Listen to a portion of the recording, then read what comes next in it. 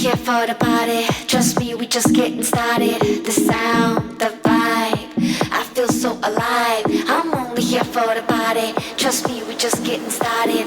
Hello and welcome back to the David67 Celtic News YouTube channel. As you should have seen from that wee introduction sequence, this is a video about the Celtic FC women's side, the Celtic Ghirls, and is a post-match review of their 6-0 win over Motherwell women at Celtic Park yesterday afternoon in a game that ends Celtic's, in the end, disappointing 24-25 season, with Celtic ending up fourth, and the good news from across the city that Hibs had beaten Rangers 1-0 at Ibrox, and so Hibs come first, Glasgow City come second. They'll both be in Champions League qualifiers, and Rangers dropped to third and out of European contention, and Celtic moved from fifth to fourth on the last day with that 6-0 win. For those that don't follow the Celtic FC women's side, there are plenty videos on the channel in the archives, including a few recent scouting videos, profile videos, and also post-match reviews of the Aberdeen and St Mirren games in the last week, and there will be some previews and other season summary features over the next week or so leading up to the cup final against Aberdeen this weekend. So getting back to the Celtic Girls side, as I say, they won 6-0 yesterday afternoon at Celtic Park, and I do think actually in terms of Celtic style of football, they actually do play far better on a big grass pitch than they do on the tighter, more difficult to control AstroTurf 4G type pitches. However, there was a reasonable but small crowd to see Celtic got off to a great start. Lucy Ashworth-Clifford got a pass from Celia Barclay. Lucy Ashworth-Clifford cut in off her left wing. Some nice control, got herself to the edge of the box, and a brilliant right-footed shot into the top corner gave Celtic a 1-0 lead after around about 5 minutes. 1 minute later, Minia McInerney added the second. Abby Harrison took the ball with her back to goal, turned and made a great pass to get Saoirse in down the right-hand side. Saoirse made a wee run towards the byline, then a beautiful back post cross to Minia McInerney, who headed back across the goal to give Celtic a 2-0 lead after just 6 minutes. Lucy Ashworth-Clifford then added a third goal for Celtic in the 35th minute. She took advantage of a bit of a defensive mix-up between the Motherwell goalkeeper and her defenders. Lucy Ashworth-Clifford then dispossessed one of the Motherwell defenders, rounded the goalkeeper, and then a smart left-footed finish from a tight angle gave Celtic a 3-0 lead, which they carried into half-time. Celtic came out second half, again very much on the front foot, adding a fourth goal from a Lucy Ashworth-Clifford corner. She crossed the ball into the crowded 6-yard box, and Abby Harrison and Minia McInerney both went for the ball, and Abby Harrison had the last touch, and she bundled the ball over the line to go 4-0 up. Celtic kept their pressure up, adding a fifth goal in the 70th minute from Morgan Cross. This time, a great run by Lucy Ashworth-Clifford down the left wing, getting to the byline, and then a very good back post cross, and Morgan Cross running in at the back post, slid in and knocked the ball over the line to go 5-0 up, and Celtic added their sixth and final goal, this time through Saoirse Noonan.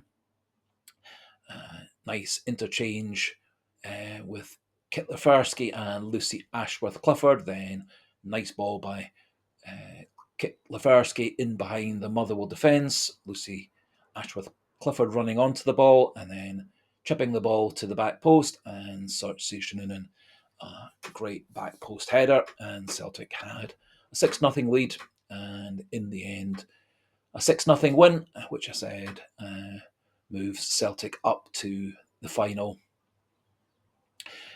position of fourth in the league. in what has been a very exciting, very tight Scottish Women's Premier League.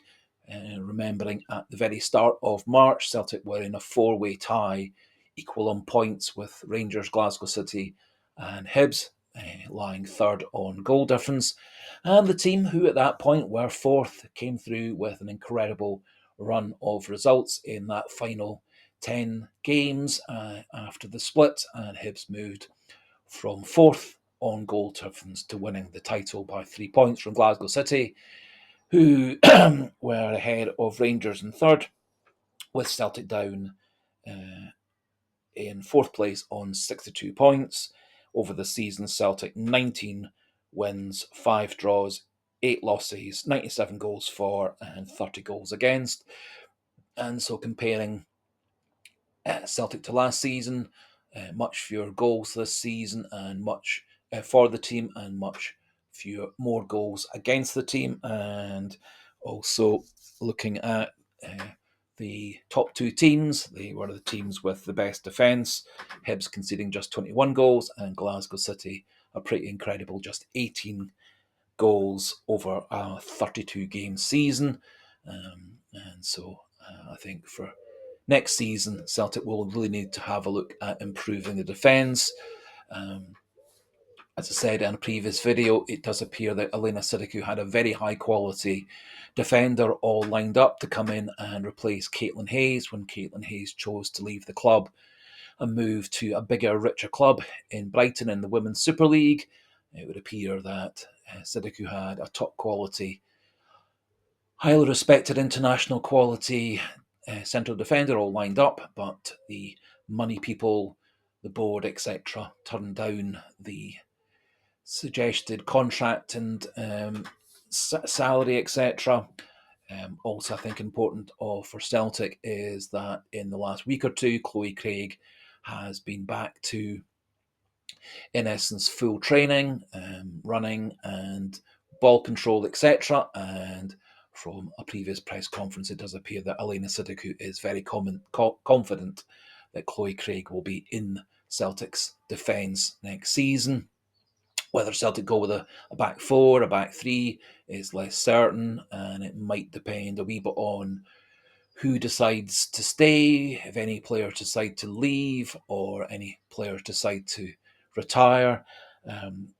Looking at the rather sparse details on the Celtic FC women's site, it looks like Lucy Ashworth Clifford and Colette Kavanagh, Luana Munoz, Kelsey Docherty, Kit Lefersky, Murphy Agnew, and Celia Barclay might all be out of contract. Celtic's two most experienced players, Kelly Clark and Natalie Ross, are both apparently part-time players with full-time jobs in the real world. And so there may be a decision for those two to make whether they commit to being full-time Celtic professionals or whether they carry on trying to do a full-time job and then playing professional football and training for professional football at other times. I will be doing a season review in a few days' time. Today's video was slightly delayed as I was waiting to see whether there would be any kind of announcements from Celtic regarding players coming and going, who's staying, who's going. But as yet, there's not been any announcement, and I suspect in maybe Tuesday, Wednesday, maybe there'll start to be some news stories filtering out of Celtic's news and PR department. Getting back to the game, looking at the stats for yesterday's game, shows Celtic were pretty much on top. Possession was 61 to 39.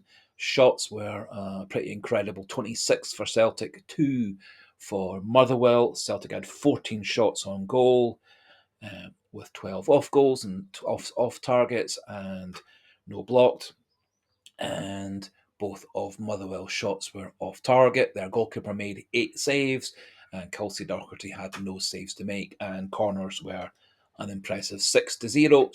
So Celtic were massively dominant side, created a lot of chances, 26 shots at goal, of which approximately one half were on target, and one half were off target, and of the 14 that were on target, 8 were saved by the Motherwell goalkeeper and 6 went in the net. So about a 50-50 rate for converting chances into shots on goal, and around about 50-50 of turning shots on goal into actual goals. So in the end, a good performance against the weakest team in the top 6. It certainly has been Celtic's form, particularly in these last 10 games after the split, where they've gone from being top equal to 4th. And the teams, as I said, who were 4th at that point, Hibs on goal difference moved to 1st. And also worthwhile remembering that this time last season, when Celtic won the league on that beautiful last sunny day at Celtic Park, beating Hibs 1-0 with a 89th minute goal by Amy Gallagher. At that point, Hibs dropped to 5th in the table for the 23-24 season. They kept faith with their manager, who then had the addition of the captain for last season for Hibs becoming one of his first team coaches. He retained the bulk of his squad from that season, added some good signings from overseas and from other Scottish clubs, and several of those players turned into big stars for them this season.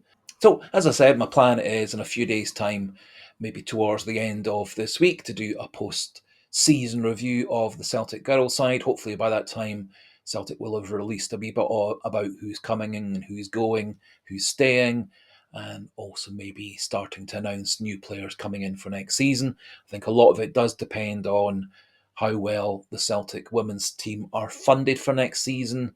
A lot of stories suggest that Glasgow City and Rangers are funded the best of all the Scottish Women's Premier League sides. Hibs are the third best funded, with Celtic and Hearts equal 4th. And one of the questions that a few people has put forward is where all that money that Celtic won for qualifying for the Grand Champion League's group stages, that was about £400,000 from memory, where that money has gone. Certainly some of it has gone into new coaches. I think some of it has gone into a few extended contracts. Some of the good recruits who've come through this season, which I'll touch on in a future video. And of course, the new Barrafield training facility, which was supposed to open at the start of the year, is thought to be opening sometime in the next month or so, maybe June or July, which I think also will help the women's side and the 2 academy sides to significantly improve over the next year or 2. That just about finishes off this wee video about the Celtic women's side. As I said, I will be doing another video later in the week once we get a bit more news regarding who's going, who's staying, and the plan for next season. And so until the next video, goodbye and hail, hail.